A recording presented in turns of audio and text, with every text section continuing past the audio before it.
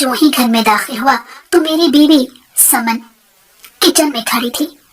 तो मैं किचन में जाने की बजाय सीधा अपने कमरे में चला गया और बगैर जूते निकाले बेड पर लेट गया और दुआ करने लगा कि समन अभी कमरे में ना आए, क्योंकि अभी मुझे खुद को संभालना था। मैं जिन हालात से दो चार था उसमें अभी उसका सामना करने की पोजीशन में नहीं था। लेकिन कभी कभी दुआएं कबूल नहीं होती। ये भी शायद ऐसी ही खड़ी थी कि थोड़ी देर बाद ही कमरे का दरवाजा खुला और मैं आंखें खोले बगैर ही ये जान गया कि समन कमरे में दाखिल हो गई है, क्योंकि उसके बदन की खास खुशबू थी जिसे सिर्फ मैं जानता था और मैं उस खुशबू का दीवाना था। लेकिन उस वक्त मेरे दिल पर इतना बोझ था कि मुझे कुछ भी अच्छा नहीं लग रहा था। अचानक मुझे समन की हैरत में डूबी हुई आवाज सुनाई दी। वह मुझसे पूछ रही थी, क्या हुआ, आप इतनी जल्दी घर कैसे आ गए? अभी तो ऑफिस के लिए निकले थे, सब खैरियत तो है? उसके लहजे में परेशानी ही परेशानी थी। मैं बिना उसका चेहरा देखे ये जज कर सकता था कि वो मुझे यूं घर में आता देखकर बेइंतहा सटपटाई सी है। मैं जानता था कि अगर मैं थोड़ी देर और इस तरह लेटा रहा तो वो मेरे इर्द गिर्द किसी जले पैर की बिल्ली की तरह फिरती रहेगी और फिर कहीं रो ना दे, क्योंकि मैं जानता था कि वो मुझसे बेपनाह प्यार करती है। मेरी जरा सी तकलीफ उसे बेकल कर देती है। तो मैंने फौरन अपनी आंखों से बाजू हटाकर उसकी तरफ देखा और सीधा होकर बैठ गया। तो वो भी मेरे पास किसी सहमी हुई हिरनी की तरह बैठ गई और परेशान नजरों से मुझे देखने लगी। उसके हाथ में पानी का गिलास था। ये उसकी बहुत ही खूबसूरत आदत थी कि मैं जो ही खड़ा था वो फौरन मुझे पानी पेश कर देती, ख्वाह मुझे प्यास होती या ना होती। लेकिन मैं उसकी मोहब्बत में पानी का गिलास लेकर पी लेता। किचन में बेइंतहा मसरूफियात के बावजूद वो अभी भी मेरे पास खाली हाथ नहीं आई थी। उसके हाथ में पानी का गिलास था जो उसने मेरी तरफ पेश कर दिया। तो मैंने भी उसके मलीज चेहरे पर से नजरें हटाए बगैर चुपचाप पानी पी लिया। उसके खूबसूरत चेहरे पर खुशहाली के कई रंग थे। मैं उन रंगों को देखकर खो सा गया। समझ नहीं आ रही थी कि कैसे और कहां से बात शुरू करूं, क्योंकि मैं नहीं चाहता था कि मेरे जॉब से निकाले जाने का सुनकर उसके चेहरे के सारे रंग मांद पड़ जाएं, उसके सुर्ख तमतमाते गालों का रंग फीका पड़ जाए। इससे पहले कि वो मुझसे कोई सवाल करती, मैंने उसके हाथों को अपने हाथों में लिया। उसके हाथों का खुरदरापन महसूस करके मैंने उसकी तरफ देखा तो ना जाने कहां से एक नमी मेरी आंखों में आ गई। वो मेरी आंखों की नमी देख चुकी थी, इसलिए घबरा कर बोली, यासिर क्या बात है, आप कुछ बताते क्यों नहीं? सब खैरियत तो है? मेरा दिल हौलने लगा तो मैंने अपने आंसुओं को जब्त करते हुए उससे कहा, एक कप चाय मिल सकती है? हाँ मैं बना देती हूँ, लेकिन आप पहले कुछ बताएं तो सही, क्या बात है? कुछ नहीं यार, सर में दर्द था इसलिए आ गया हूँ। कहती हो तो दोबारा वापस चला जाता हूँ। मेरे लहजे में तलखी महसूस करते हुए वो एकदम से उठ खड़ी हुई और फिर बिना कुछ कहे कमरे से बाहर चली गई। तो मैंने बिस्तर से टेक लगाकर एक गहरी सांस ली। मेरे पास थोड़ा सा वक्त था जिसमें मैं खुद को संभाल लूं, क्योंकि जो बात मैं उसको बताने जा रहा था उसको सुनने का हौसला शायद उसमें कभी भी ना होता। वैसे भी इस घर में मेरी कम तनख्वाह की वजह से उसे आए दिन बातें सुनने को मिलती ही रहती थी, लेकिन वो कमाल जब्त से ये सब बर्दाश्त कर रही थी। अब जब उसे पता चलेगा कि कम तनख्वाह तो रही एक तरफ, मेरे सिरे से जॉब ही छूट गई है, तो न जाने उसका क्या हाल होगा। मैं घर में अपनी अम्मी अब्बा से लेकर भाई भाभी का रवैया अपनी बीवी के साथ बहुत अच्छे से देख चुका था। जिंदगी का ये तल्ख बाब जब मेरे सामने खुला तो मुझे पता चला कि सारे रिश्ते सिर्फ पैसों से है। अगर आपकी जेब में अच्छा पैसा है तो घर के सभी अफराद, जिनमें आपके वालिदैन भी शामिल हैं, वो भी आपकी तभी इज्जत करते हैं। हालांकि सुनने में तो यही आया है कि पहलोटी का बेटा वालिदैन को बहुत प्यारा होता है, लेकिन ये प्यार सिर्फ बचपन तक ही महदूद रहता है। बड़े हो जाने के बाद वालिदैन का सबसे प्यारा बेटा वो बनता है जिसके पास सबसे ज्यादा दौलत होती है। والدین پھر اسی کے گیت گاتے ہیں اور اس کی ہر چھوٹی سے چھوٹی بات کو بھی سراہتے ہیں، اور شادی ہو جانے کے بعد اس کی بیوی اور بچوں کو بھی اہمیت دی جاتی ہے۔ کم از کم میں اپنے معاملے میں تو یہی سب دیکھ رہا تھا۔ میں گھر کا سب سے بڑا بیٹا تھا اور شادی کے کافی عرصے بعد پیدا ہوا تھا۔ میرے والدین مجھے بے پناہ پیار کرتے تھے۔ میرے بعد جتنے بھی بہن بھائی پیدا ہوئے وہ میرے اور امی ابا کی محبت کے درمیان نہ آ سکے۔ میری کوئی فرمائش امی ابا نہ ٹالتے تھے۔ میں اگر آدھی رات کو بھی ضد کر بیٹھتا تو ابا اسے پورا کرتے، لیکن میرے علاوہ گھر میں کسی اور بہن بھائی کی اس طرح سے فرمائش پوری نہ کی جاتی۔ میں اپنے باقی تمام بہن بھائیوں میں کسی راجا اندر کی طرح پھرتا رہتا، لیکن پھر محبت کی گدی پر نہ جانے کیسے دولت نے مقام بدل ڈالے۔ بچپن سے جوانی تک مجھ سے کی جانے والی محبت اور مقام اب میرے چھوٹے بھائی کو مل رہا تھا۔ یہاں پر مجھ سے چھوٹے بھائی کی جاب پہلے لگ گئی تھی، لیکن باوجود کوشش کے بھی مجھے کہیں پر بھی اچھی جاب نہ ملی، اور میں ایک کے بعد ایک پرائیویٹ اداروں میں دھکے کھانے لگا۔ اور دھکے کھانے کے بعد جب میں گھر آتا تو یہ دیکھ کر میری جان جل جاتی کہ میرے والدین میرے سامنے ہی میرے چھوٹے بھائی کو صدقے واری جاتے، جب وہ ایک بہت موٹی رقم اپنی تنخواہ کی ان کے حق پر رکھتا تو پھر مجھ سے زیادہ نہ صرف اس کے کھانے پینے کا خیال رکھا جاتا بلکہ اس کی بیوی بچوں کو بھی خاص اہمیت ملتی۔ گھر کے اکثر و بیشتر معاملات میں نہ صرف اس سے مشورہ لیا جاتا بلکہ اس کے فیصلے کو سراہا بھی جاتا۔ حالانکہ کئی بار اس کے فیصلے غلط ثابت ہوئے، لیکن چونکہ اس کے پاس پیسے کی طاقت تھی، اس لیے امی ابا نے کبھی بھی اس کی غلط بات کو بھی غلط نہیں کہا، بلکہ الٹا اس کا دفاع کرتے تو میں اندر ہی اندر پیچ و تاب کھانے لگتا۔ میری بات خواہ کتنی ہی اچھی کیوں نہ ہوتی، امی ابا اس میں سے بھی مین بیخ نکال لیتے، لیکن اب تو صورتحال اس سے بھی زیادہ سنگین ہو چکی تھی کہ میری تو جاب ہی چلی گئی تھی۔ جو تھوڑی بہت عزت گھر میں اس جاب کی بدولت تھی وہ بھی خطرے میں پڑ چکی تھی۔ سمجھ نہیں آ رہا تھا کہ میں اپنی اور اپنی بیوی کی عزت اس گھر میں کیسے بحال رکھ پاؤں گا۔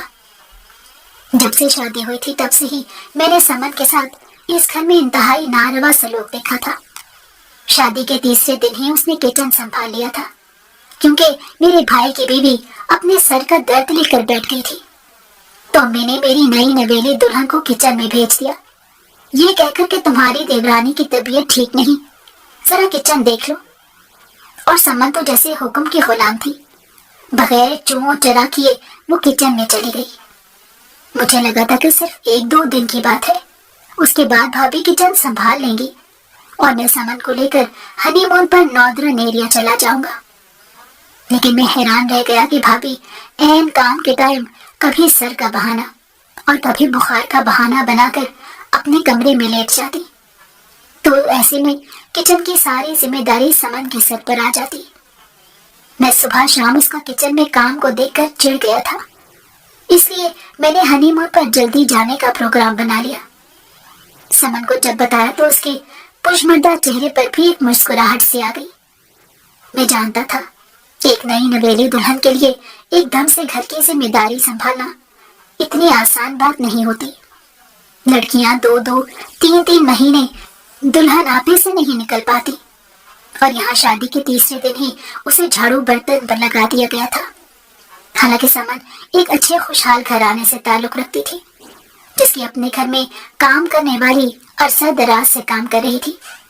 ایسے میں وہ بھلا گھر کے کام خوشی سے تو نہیں کرے گی نا، لیکن آفرین ہے سمن پر کہ اس نے کبھی بھی گھر کے ان کاموں کے لیے مجھ پر کوئی گلا شکوہ نہیں کیا، نہ ہی یہ جتایا کہ ہمارے گھر میں تو کام کرنے والی موجود ہے، آپ بھی مجھے کوئی کام کرنے والی لگوا دیں۔ برتن دھو دھو کر اس کے ہاتھ انتہائی رف ہو گئے تھے، حالانکہ سمن کے ہاتھ شادی سے پہلے انتہائی نرم و ملائم تھے۔ میں جب بھی اس کے ہاتھوں کو پکڑتا تو مجھے احساس ندامت گھیر لیتا کہ میں اس کا صحیح معنوں میں خیال نہیں کر پایا۔ اس لیے میں نے اسے خوشی دینے کے لیے ہنی مون کا پلان مقررہ وقت سے پہلے بنا کر اسے سرپرائز دے ڈالا، اور مجھے یہ جان کر قدرے اطمینان ہوا کہ وہ اس سرپرائز سے بے حد خوش ہے۔ کیونکہ ان دنوں ٹھنڈ تھی تو اس نے میرے ساتھ بازار جا کر تقریباً وہاں کی ٹھنڈ کو مد نظر رکھ کر سردیوں کی شاپنگ کی۔ وہ خریدی گئی ایک ایک چیز پر بے حد ایکسائٹڈ تھی، اور میں بھی شادی کے بعد پہلی بار مطمئن ہو گیا کہ کم از کم میں اسے کوئی تو خوشی دے سکا۔ لیکن میری خوشی عین اس وقت ملیا میٹ ہو گئی جب سمن کو میں نے پریشانی کے عالم میں کمرے میں بیٹھا ہوا دیکھا تو میرا دل زور زور سے دھڑکنے لگا کہ خدا خیر کرے، یہ ایسے کیوں بیٹھی ہے۔ مجھے دیکھ کر وہ فوراً کچن میں چائے بنانے کے لیے جانے لگی تو میں نے اسے روک ڈالا اور اس کی پریشانی کا سبب پوچھے بنا نہیں رہ پایا۔ تو وہ کہنے لگی کہ کوئی ایسی بات نہیں ہے، لیکن اس کا چہرہ چغلی کھا رہا تھا۔ وہ آئیں بائیں شائیں کرنے لگی تو میں نے ذرا سختی سے کہا کہ جو بات تمہارے دل میں ہے اور جو تمہیں تنگ کر رہی ہے مجھے اس کے بارے میں فوراً بتاؤ۔ تو وہ کہنے لگی کہ ہم ہنی مون پر نہیں جا پائیں گے۔ تو اس کی بات سن کر میرے پیروں تلے سے زمین ہی نکل گئی۔ کیوں نہیں جا پائیں گے؟ یہ کیا کہہ رہی ہو؟ صحیح کہہ رہی ہوں۔ اس کی آنکھوں میں موٹے موٹے آنسو دیکھ کر میرا دل تڑپ سا گیا۔ یہ کیا بات ہوئی؟ میں تمہاری بات نہیں سمجھ پا رہا، کھل کر بتاؤ، کیا گھر میں کسی نے کچھ کہا ہے؟ تو اس نے کہا نہیں، ایسی کوئی بات نہیں ہے، گھر میں کسی نے کچھ نہیں کہا۔ تو پھر تم یہ کیا باتیں لے کر بیٹھ گئی ہو؟ ہمارے ٹکٹ کنفرم ہو چکے ہیں، اگر تمہارا دل نہیں چاہ رہا تھا تو تم مجھے صبح فون پر بھی بتا سکتی تھی، کم از کم پھر میں ٹکٹ نہ لاتا، ہم پروگرام اگلے ہفتے کا رکھ لیتے۔ تو وہ ایک دم سے بولی، بات میری تو نہیں ہے کہ میں انکار کرتی۔ تو میں حیرانگی سے بولا، تو پھر کس کی بات ہے؟ اب تم کھل کر بتاؤ گی تو پتا چلے گا نا۔ میں تو اب اندازے ہی لگا سکتا ہوں۔ تو اس نے کہا کہ رابعہ بھابی اپنے میکے جا رہی ہیں، تو ایسے میں امی ابو کو ہم اکیلا تو نہیں چھوڑ سکتے نا۔ تو میں سر پکڑ کر بیٹھ پر بیٹھ گیا۔ یہ رابعہ بھابی کو عین ہمارے جانے کے وقت میکے جانا کیوں یاد آ گیا؟ تو وہ کہنے لگی کہ یہ تو آپ انہی سے پوچھیں، وہ کہہ رہی ہیں کہ میری امی کی طبیعت ٹھیک نہیں، اس لیے مجھے ہر صورت میکے جانا ہے۔ یہ کیا بات ہوئی بھلا؟ ان کی امی تو ٹھیک ٹھاک ہیں، اور اگر ہلکی پھلکی بیمار بھی ہیں تو گھر میں ان کی تیمارداری کرنے کے لیے بھابیاں ہیں، یہ ہمارے آنے کے بعد بھی تو جا سکتی ہیں۔ تو سمن بولی، میں نے ہلکی سی بات کی تھی، لیکن وہ کہنے لگی کہ یہ خواہ مخواہ کے چونچلے ہوتے ہیں، ہم بھی تو نہیں گئے تو تم لوگ بھی مت جاؤ، خواہ مخواہ سے پیسوں کا ضیاع ہوتا ہے، اور ویسے بھی یاسر کی اتنی تنخواہ اچھی نہیں ہے کہ وہ اتنے مہنگے شوق پالے، بہتر ہے اپنے پیسے بچاؤ، کیونکہ کل یہی 4 پیسے تم لوگوں کے کام آئیں گے۔ تو جانے کیوں مجھے پہلی بار شدید غصہ آیا کہ یہ کون ہوتی ہیں ہمارے معاملات میں دخل دینے والی؟ ہم نے تو کبھی بھی ان کے معاملات میں دخل نہیں دیا، اور پھر اگر وہ لوگ ہنی مون پر نہیں گئے تو اس کا ہم سے کیا تعلق ہے؟ وہ اگر نہیں جا سکے تو اس کا یہ مطلب تو نہیں کہ ہم بھی نہ جائیں۔ اور رہ گئی 4 پیسے بچانے والی بات، تو زندگی رہی تو پیسے تو کما ہی لیں گے، لیکن شادی کے شروع کے دنوں میں ہنی مون کی یہ خوشیاں، یہ تو ساری زندگی یاد رکھنے والی ہوتی ہیں، اور پھر یہ حسین وقت گزر جائے تو لوٹ کر بھی نہیں آتا، اور بچوں کے بعد تو یہ منانے کا سوال ہی پیدا نہیں ہوتا۔ مجھے اب رہ رہ کر غصہ آنے لگا کہ یہ کیا بات ہوئی بھلا۔ میں نے سمن کی طرف دیکھا تو اس کا چہرہ بجھا بجھا سا لگا۔ میں کسی قیمت پر بھی اس کی خوشیوں پر ڈاکہ ڈالنے نہیں دوں گا، میں نے دل میں عزم کرتے ہوئے سوچا، اور پھر تسلی دیتے ہوئے کہا، فکر نہیں کرو، پیکنگ کرو، میں ابھی بات کر کے آتا ہوں۔ تو وہ ایک دم سے میرا بازو پکڑ کر کھڑی ہو گئی۔ آپ کو کوئی ضرورت نہیں ہے بات کرنے کی، اگر وہ خود سے آپ سے بات کریں تو آپ بات کر لینا، ورنہ اگر آپ ایک دم سے بات کریں گے تو انہیں لگے گا کہ جیسے میں نے آپ کو پٹی بڑھا کر بھیجا ہے۔ بھابھی کا موڈ پہلے ہی کافی آف ہے، کہیں اور نہ بگڑ جائیں۔ اگر ان کا موڈ بلا وجہ بگڑتا ہے تو تمہیں اتنی ٹینشن لینے کی کیا ضرورت ہے سمن؟ ہم ان کا نہیں کھاتے کہ تم بات بات میں ان کی اتنی پرواہ کرتی ہو۔ مجھے لڑائیوں سے ڈر لگتا ہے، آپ کو پتا تو ہے رابعہ بھابھی کے مزاج کا، اتنی تیز ہیں، ذرا ذرا سی بات پر مشتعل ہو جاتی ہیں۔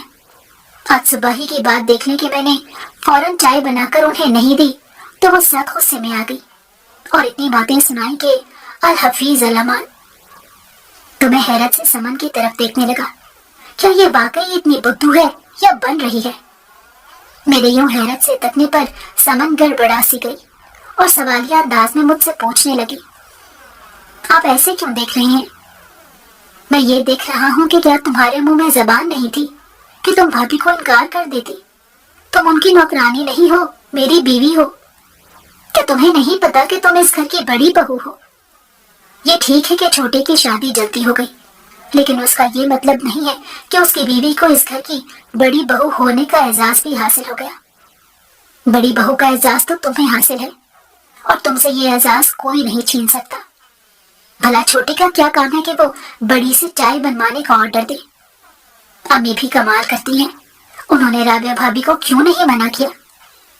تو سمن نظریں چراتے ہوئے بولی, دراصل امی نے ہی مجھے کہا تھا کہ میں چائے بنا کر ان کے کمرے میں لے جاؤں. تو تم انکار کر دیتی؟ میں نے چڑ کر کہا. تو سمن نے نچلا ہونٹ دانتوں میں دباتے ہوئے کہا, کیسے منع کر دیتی؟ نہ جانے پھر آپ کی امی کیا سوچتی. تو بس ٹھیک ہے, سب کی پرواہ کرو اور نوکرانی بن کر جیو. بس یہی سٹیٹس رہے گا تمہارا اس گھر میں. پھر مجھ سے گلہ مت کرنا. آج چائے بنوا رہی ہیں, کل اپنے بچے کے ڈائپر بھی بدلوائیں گی. پھر روتی مت پھرنا پورے گھر میں. تو وہ میری بات سن کر ایک دم سے ہنس پڑی. اچھا چلیں آپ فریش ہو جائیں, میں آپ کے لیے چائے لاتی ہوں. لیکن میں نے اسے منع کر دیا اور فوراً کمرے سے نکل کر امی سے بات کرنے کے لیے ان کے کمرے میں جیسے ہی گیا تو یہ دیکھ کر میں حیران رہ گیا کہ امی کمرے میں نہیں تھی. وہ اس وقت اپنے کمرے میں ہی ہوتی ہیں. یا خدا میں ان کو کہاں ڈھونڈوں. میں وہاں سے باہر نکلا کہ مجھے رابعہ بھابھی کے کمرے سے امی کی آوازیں آنے لگی تو میں ایک دم سے ان کے کمرے میں گیا. دستک دے کر جو ہی میں نے دروازہ کھول کر اندر داخل ہوا تو دیکھ کر حیران رہ گیا کہ امی رابعہ بھابھی کے کپڑوں کو طے کر کے بیگ میں رکھ رہی تھی. میں اپنی نازک مزاج ماں کو دیکھ کر حیران رہ گیا, جو کبھی اپنے کپڑے طے کر کے الماری میں نہیں رکھنی تھی اور چھوٹے کی شادی کرنے کے بعد سارے اختیارات اور گھر کے کام بہو کے سپرد کر کے ایک طرف ہو کر بیٹھ گئی تھی. آج وہ اپنی ہی بہو کے کپڑے طے کر کے بیگ میں رکھ رہی تھی. سچ کہا ہے کسی نے, پیسے میں بڑی طاقت ہوتی ہے. میرے چھوٹے بھائی نے پیسے کیا کمانے شروع کیے کہ اس کی بیوی کے لاڈ ایسے اٹھائے جانے لگے جیسے وہ کوئی ابھی عرش سے اتری ہوئی مہارانی ہے. اور ادھر میری بیوی کے ہاتھوں کی مہندی بھی نہیں اتری تھی کہ امی نے اس سے کچن کے برتن دھلوانے شروع کر دیے. جانے کیوں یہ پہلی ناانصافی اپنی بیوی کے ساتھ ہوتے دیکھ کر میں اب تک دکھی تھا اور یہ سوچنے پر مجبور ہو گیا تھا کہ کیا پیسے کے بل بوتے پر اب اس گھر میں عزت دی جائے گی. یہی وجہ تھی کہ میں پارٹ ٹائم جاب بھی کرنے لگا تھا تاکہ اپنے چھوٹے بھائی کے برابر اگر پیسے نہ بھی کما سکوں تو اتنا ضرور کما لوں کہ عزت رہ جائے. لیکن میرے گھر والے میری تکلیف کو سمجھے بغیر ایسے رویے رکھنے لگے کہ میری طبیعت تنگ ہونے لگی. سمجھ نہیں آتی تھی کہ میں کس انداز میں انہیں احساس دلاؤں. میں رابعہ بھابھی کے سامنے بات نہیں کرنا چاہتا تھا, لیکن مجھے امی کا اس کمرے سے جلد اٹھنے کا ارادہ نہیں لگ رہا تھا. اس لیے میں نے یہیں پر بات کرنے کا فیصلہ کیا. گو کہ میں جانتا تھا کہ ادھر میں نے بات کی نہیں اور ادھر رابعہ بھابھی کی مداخلت ہوئی نہیں, اور جو میں سوچ رہا تھا ویسا ہی ہوا. میں نے ایک دم سے امی سے پوچھا, امی مجھے آپ سے ایک ضروری بات کرنی ہے. تو فوراً سے پہلے بھابھی بولی, ہاں ہاں کیا بات کرنی ہے, ضرور کرو. تو میں ایک دم سے تلخ لہجے میں بولا, رابعہ بھابھی مجھے امی سے بات کرنی ہے. ہاں ہاں تو کرو نا, اپنی امی سے بات میں کب منع کر رہی ہوں.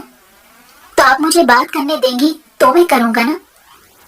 لو بھائی, ہم نے کون سا آپ کے منہ پر ہاتھ رکھا ہوا ہے, کرو بات. رابعہ بھابھی کی ڈھٹائی دیکھ کر میں سٹپٹا سا گیا. یا خدا یہ عورت جو کل ہمارے گھر آئی ہے اس قدر سر پر چڑھ رہی ہے, حیرت ہوتی ہے. میں نے امی کی طرف دیکھا تو امی بھی انتہائی لاپرواہ سی بنی بیٹھی تھی. حالانکہ وہ جانتی تھی کہ میں ان کے پاس کس لیے آیا ہوں, لیکن اس کے باوجود وہ انجان بنی بیٹھی تھی. تو میں نے بھی دو ٹوک بات کرنے کا فیصلہ کیا اور ان کو کہا کہ امی آپ کو پتا ہے کہ میں سمجھ کو ہنی مون پر لے کر جا رہا ہوں. میں نے ٹکٹ بھی کنفرم کروا لیا ہے اور کل صبح کی میری فلائٹ ہے, تو فوراً کینسل کر دو فلائٹ. अम्मी के बजाय राबिया भाभी ने एकदम ऊंची आवाज में कहा तो मुझे गुस्सा आ गया। क्यों भाभी, क्यों कैंसिल कर दूं? आय हाय, मैं तो तुम्हारी भलाई के लिए कह रही हूँ। देखो ना, तुम्हारी थोड़ी सी तनख्वाह है, जो 4 पैसे तुमने जमा किए हैं उसे संभाल कर रखो। आजकल कितनी महंगाई है, ये पैसे कल काम आएंगे। ख्वामख्वा हनीमून पर इतना ढेर सारा रुपया खर्च करने का क्या फायदा है? अगर तुम्हारी बीवी घूमने की बहुत ही शौकीन है तो यहीं कहीं सी व्यू पर ले जाओ, खुश हो जाएगी। तो मैं भी इंतहाई हैरान होकर भाभी की तरफ देखने लगा कि किस मिट्टी की बनी हुई है। इसको किसने इतना इख्तियार दे डाला है कि वो मेरे या मेरी बीवी के मामलात के बारे में हतमी राय कायम करती फिरे। मैंने उसे गुस्से से कोई जवाब देना मुनासिब नहीं समझा, फिर वैसे ही बात का बतंगड़ बन जाता। लिहाजा मैंने अम्मी से कहा कि अम्मी, मैं आपसे बात कर रहा हूँ और आपको ये बताना चाह रहा हूँ कि जाहिर है मैं कल जा रहा हूँ, तो ऐसे में आपको और अब्बू को अकेले छोड़कर नहीं जा सकता, क्योंकि कभी आपकी और अब्बू की तबीयत एकदम से खराब होती है तो फौरन हॉस्पिटल लेकर भागना पड़ता है। लिहाजा बहुओं में से किसी एक को घर में होना बहुत जरूरी है। मैं हनीमून से आ जाऊं तो राबिया भाभी फिर चली जाए। वैसे भी मेरा 10-15 दिन का ही ट्रिप है, कौन सा मैं महीने के लिए समन को कहीं बाहर घुमाने लेकर जा रहा हूँ। 10-15 दिन तक आ जाऊंगा, तो उसके बाद राबिया भाभी चली जाए। तो अम्मी के जवाब देने से पहले ही राबिया भाभी एक बार फिर से बोली, ना भाई ना, मैं तो नहीं रुकने वाली। मेरी अम्मी की तबीयत बहुत खराब है, अब मैं अपनी माँ को इस हालत में तो नहीं छोड़ सकती ना। भाभी, खुदा ना ख्वास्ता आंटी कोई सीरियस तो नहीं है ना, और ना ही हॉस्पिटलाइज है। आप हमारे आने के बाद चले जाइएगा। तो वो एकदम से बोली, सवाल ही पैदा नहीं होता, मैं तो बस अभी जाने वाली हूँ। तो मैंने उनकी बात नजरअंदाज करते हुए अम्मी की तरफ इमदाद तलब नजरों से देखा, तो अम्मी मुझसे नजरें चुरा गई और फिर बोली, हाँ तो यासिर क्या हुआ? वो अगर अपनी अम्मी के पास जाना चाह रही है तो मैं इसको रोक तो नहीं सकती ना। वैसे भी मेरी संतन की तबीयत ठीक नहीं है, तो ऐसे में उसका ना जाना कितनी गलत बात होगी। तुम्हारा जाना इतना जरूरी भी नहीं है, बाद में चले जाना। तो मैं हैरत से अपनी अम्मी को देखने लगा कि कैसी अजीब माँ है मेरी, और समन की खुशियों की उन्हें परवाह तक नहीं। बस जो कुछ मेरे अमीर भाई की बीवी कहती है उसी रास्ते पर मेरे माँ बाप चलने लगते हैं। यहाँ पर मजीद बैठकर बहस करना मेरे लिए मुमकिन नहीं था, क्योंकि मैं जानता था भाभी किसी सूरत चलेंगी नहीं और अम्मी मेरी बात मानेगी नहीं। लिहाजा मैं खामोशी से उठकर अपने कमरे में आ गया और ये सोच रहा था कि समन मुझसे गिला करेगी, मुझे बुरा भला कहेगी, लेकिन वो मट्टी की मूरत तो उल्टा मुझे तसल्ली देने लगी कि खैर कोई बात नहीं, हम फिर कभी चले जाएंगे। और यूं राबिया भाभी की साजिश की वजह से मैं समन को हनीमून पर नहीं ले जा पाया, जिसका मुझे बेइंतहा दुख था। हालांकि राबिया भाभी की अम्मी ठीक थी, उन्हें कोई ऐसा गंभीर नौयत का मसला नहीं था कि जिसकी बिना पर राबिया भाभी का जाना जरूरी था। और उनकी साजिश का पता भी मुझे जल्दी चल गया जब अगले ही दिन मैंने राबिया भाभी की माँ को मार्केट में शॉपिंग करते हुए देख लिया। तो हैरत से मैं उनके करीब चला गया और पूछा, आंटी अब ठीक हैं? मैंने तो सुना था कि आप बहुत बीमार हैं। तो वो हंसने लगी, बीमार हूँ मेरे दुश्मन, अल्लाह ना करे कि मैं बीमार हूँ। तुम्हें किसने कह दिया? मैं तो तुम्हारे सामने हूँ, हट्टी कट्टी। तो मैं और समन एक दूसरे को हैरत भरी नजरों से देखने लगे, क्योंकि राबिया भाभी जिस तरह घर से गई थी उससे तो यही लग रहा था कि जैसे उनकी वालदा शदीद बीमार हो। लेकिन अब उन्हें मार्केट में दही भल्ले खाता देखकर कहीं से नहीं लग रहा था कि वो बीमार है। और फिर वो खुद भी इस बात का एतराफ कर चुकी थी कि मैं ठीक हूँ। तो उसके बाद तो शक की गुंजाइश ही नहीं रहती कि राबिया भाभी ने हम दोनों को रोकने की खातिर एक प्लान बनाया और उसमें वो कामयाब भी हो गई। घर आने तक समन कई बार अपने आंसू पहुंच चुकी थी और मैं उसके दिल का दर्द अच्छी तरह से जान गया था, लेकिन मैं कर भी क्या सकता था।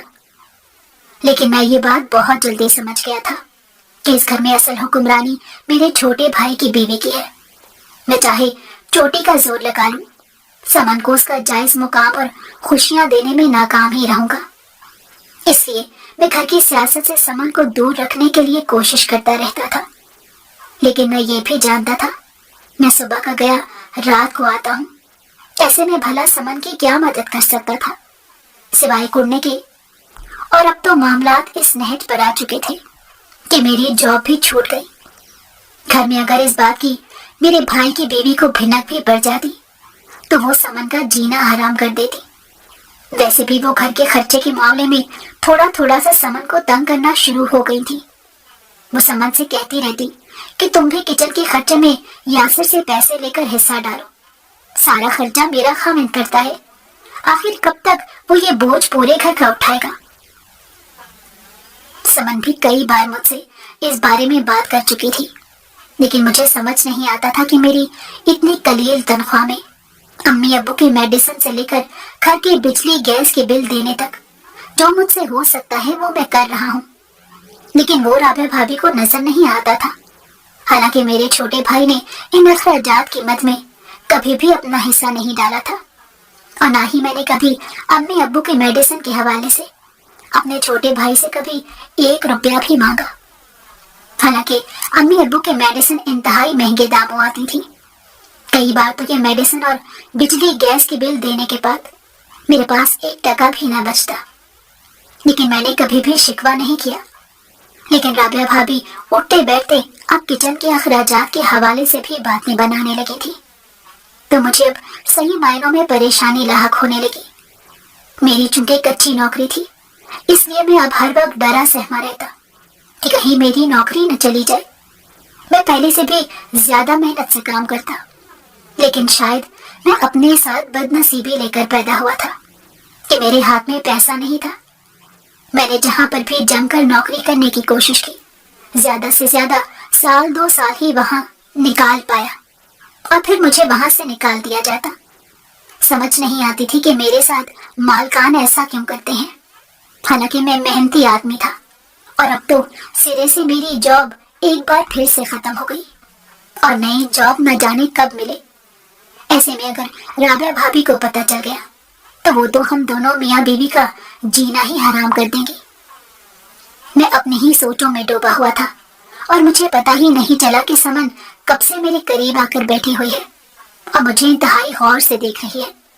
اچانک احساس ہونے پر میں نے پلٹ کر سمن کو دیکھا تو اس کے چہرے پر تفکرات کے سائے دیکھ کر میرا دل ڈوبنے لگا کہ اسی پل سمن نے میرا ہاتھ اپنے ہاتھ میں لے کر مجھ سے دھیرے سے پوچھا، آپ کے دل میں جو بات بھی ہے آپ مجھے کہہ سکتے ہیں، ہو سکتا ہے کہ میں آپ کی کوئی مدد کر سکوں۔ جانے کیوں اس کی بات سن کر مجھے ایک حوصلہ سا ہو گیا، تو میں نے آہستہ سے کہا، سمن، جو بات میں تمہیں بتانے جا رہا ہوں اسے حوصلے سے سننا۔ تو وہ مزید پریشانی کے عالم میں میری طرف دیکھنے لگی، تو میں نے انتہائی دھیمی آواز میں اسے کہا کہ میری جاب چلی گئی ہے اور مجھے کچھ سمجھ نہیں آ رہا کہ اب کیا ہوگا۔ تو اس نے مجھ سے انتہائی آرام سے پوچھا، بس اتنی سی بات ہے یا اس کے علاوہ بھی کوئی بات ہے؟ تو میں اس کی بات سن کر حیران رہ گیا کہ وہ اس بات کو اتنا نارمل کیسے لے سکتی ہے۔ میں نے اس سے کہا کہ یہ تمہیں اتنی سی بات لگ رہی ہے، شاید تمہیں اندازہ نہیں کہ میں تمہیں کیا کہہ رہا ہوں۔ تو وہ رسان سے بولی، آپ نے جو کہا وہ میں نے سمجھ لیا ہے، لیکن یہ ایسی بات تو نہیں کہ آپ اس پر فکر مند ہو جائیں۔ آپ آخر جاب کر ہی کیوں رہے ہیں؟ آپ اپنا کاروبار کیوں نہیں کرتے؟ کاروبار میں برکت ہوتی ہے۔ آپ کو کتنی بار کہہ چکی ہوں لیکن آپ مانتے ہی نہیں۔ سمن، تم بہت عجیب باتیں کرتی ہو، کاروبار کے لیے پیسہ چاہیے۔ تو وہ اٹھی اور اس نے اپنا تمام زیور اور جمع پونجی لا کر میری گود میں ڈال دی اور کہا کہ آپ کاروبار شروع کریں۔ آپ کے دوست نے کئی بار آپ کو پارٹنرشپ پر کاروبار کرنے کا کہا ہے، لہٰذا آپ اس کے ساتھ مل کر پارٹنرشپ کر لیں۔ تو میں نے سمن کے کہنے پر اپنے ایک انتہائی قریبی دوست کے ساتھ پارٹنرشپ کر لی، اور اللہ کا کرنا ایسا ہوا کہ ہمارا کاروبار چل نکلا اور ہمیں ٹھیک ٹھاک منافع ہونے لگا۔ میں بہت خوش تھا کہ سمن نے مجھے ایک انتہائی قیمتی مشورے سے نوازا، اور آج اسی مشورے کی بدولت میں اچھا کما رہا ہوں۔ لیکن میری خوشی چند دن ہی مجھے نصیب ہوئی، اور میرا وہ دوست مجھے دھوکہ دے کر سارا مال ہڑپ کر کے بیرون ملک بھاگ گیا۔ یہ اتنا بڑا صدمہ تھا کہ میں بیمار ہو کر بستر کے ساتھ لگ گیا۔ ہمارے گھر کے حالات اور رویے میری اور میری بیوی کے لیے بد سے بدترین ہو گئے، تو سمن نے مجھے کہا کہ مجھے نوکری کی اجازت دے، کیونکہ اس طرح ہاتھ پر ہاتھ رکھ کر گزارا نہیں ہو سکتا۔ تو میں نے اسے اجازت دے دی۔ اس کا آفس ٹائم 5 بجے تک تھا۔ جاب کے شروع میں تو وہ 6 بجے تک آ جاتی تھی، لیکن پھر آہستہ آہستہ وہ لیٹ گھر آنے لگی۔ میں اگر پوچھتا تو کہتی کہ کام کی زیادتی ہے، اس لیے اسے آفس میں دیر تک ٹھہرنا پڑتا ہے، تو میں چپ کر جاتا۔ لیکن ایک دن جب وہ گھر لوٹی تو اس کا حلیہ اتنا عجیب تھا کہ اسے دیکھ کر مجھے اس پر شک سا پیدا ہوا۔ اس کے بال بکھرے بکھرے اور اس کے کپڑوں کی استری ٹوٹی ہوئی تھی۔ ایسا لگتا تھا جیسے وہ آفس کام کرنے نہیں بلکہ لیٹنے گئی ہے، اور لیٹتے سمے کپڑوں کی جو حالت ہو جاتی ہے ویسے ہی حالت اس کے لباس کی تھی، جسے دیکھ کر میں نے اس سے پوچھا کہ وہ کس جگہ کام کرتی ہے، لیکن اس نے مجھے نہیں بتایا، تو میرا شک اب یقین میں بدلنے لگا۔ میں نے اپنی بیماری کی حالت کو پس پش ڈال کر اس کا پیچھا کرنے کا سوچا، اور ایک دن ہمت کر کے اس کے آفس کے نکلتے ہی میں بھی اس کے پیچھے نکل کھڑا ہوا، تو یہ دیکھ کر مجھ پر آسمان ٹوٹ پڑا کہ وہ روزانہ میرے ہی دوست کے گھر پر جا رہی ہے۔ یہ وہی دوست تھا جس نے مجھ سے فراڈ کیا تھا اور سارا پیسہ لے کر باہر چلا گیا۔ آخر وہ اس کے گھر کیوں جاتی ہے جبکہ وہ تو اب اس گھر میں رہتا بھی نہیں؟ میں ششوپن میں مبتلا ہو گیا۔ جو ہی اس گھر میں داخل ہوئی تو میں اس کے پیچھے ہو لیا، اور جب وہ ڈرائنگ روم میں داخل ہوئی تو یہ دیکھ کر میں ہکا بکا رہ گیا کہ سامنے میرا دوست بیٹھا تھا۔ گویا میں نے سمن کو رنگے ہاتھوں پکڑ لیا۔ وہ اس قدر گر سکتی ہے میں نے یہ تصور بھی نہیں کیا تھا۔ مجھے شدید جذباتی دھچکا لگا، یہ جان کر کے سمن نے بھی مجھ سے فراڈ کیا ہے۔ اس سے پہلے کہ وہ دونوں آپس میں بات کرتے میں زور سے چیخا، سمن، تم میرے اس فراڈی دوست کے پاس کیا کر رہی ہو؟ گویا تم میرے امیر دوست کے ساتھ مل کر مجھے چیٹ کر رہی ہو۔ میری آواز پر سمن تیزی سے پلٹی اور اس کے چہرے کا رنگ فک ہو گیا۔ اس سے پہلے کہ وہ کچھ بولتی میرا فراڈی دوست سلیم ایک دم بول پڑا، یاسر، اپنی وفادار بیوی کو اتنی بڑی گالی مت دو۔ میں حیران ہوں کہ تم سے ساری دولت چھیننے کے بعد بھی یہ لڑکی میرے دام میں نہیں پھنسی۔ میں اسے دل و جان سے چاہتا تھا، لیکن اس کی شادی تم سے ہو گئی، تو میں نے ایک بہت بڑا پلان بنایا کہ تم جہاں پر بھی نوکری کرتے میں تمہیں وہاں سے نکلوا دیتا اور تمہیں کاروبار پر اکسانے لگا۔ میں جانتا تھا کہ سمن تمہاری مدد کرے گی، اور ایسا ہی ہوا۔ لہٰذا میں نے جان بوجھ کر کاروبار میں تمہیں دھوکہ دیا کہ جب وہ تمہیں مکمل کنگال دیکھے گی تو میرے پاس لوٹ آئے گی۔ لیکن تم جانتے ہو کہ میرے پاس اتنی دولت ہونے کے باوجود اس نے مجھے ٹھکرا دیا۔ یہ لڑکی آفس جانے سے پہلے میرے پاس آ کر مجھے خوب باتیں سناتی ہے کہ یاسر کا پیسہ اسے واپس کر دو اور اس گیم کو ختم کر دو، کیونکہ میں مر تو سکتی ہوں لیکن یاسر کو نہیں چھوڑ سکتی۔ اور میرے دوست، میں نے آج یہ فیصلہ کیا تھا کہ میں تمہیں تمہارا پیسہ لوٹا دوں گا، کیونکہ میں ایک وفادار عورت کو توڑ نہیں پایا۔ یہ لو، اس کاروبار کے تمام ڈاکومنٹس اور پیسہ، اس پر صرف اور صرف تمہارا حق ہے۔ میں ہکا بکا سلیم کی باتیں سن رہا تھا، اور سمن جس کے کردار پر میں شک کر بیٹھا تھا وہ کونے میں بے آواز آنسوؤں کے ساتھ رو رہی تھی۔ سلیم تو کمرے سے جا چکا تھا، لیکن میں کسی ہارے ہوئے جواری کی طرح سمن کے قریب گیا اور اس کے قدموں میں بیٹھ کر رونے لگا، لیکن وہ اتنی مہان تھی کہ اپنے آنسو بھول کر میرے آنسو صاف کرنے لگی، تو مجھے اپنی قسمت پر رشک ہونے لگا۔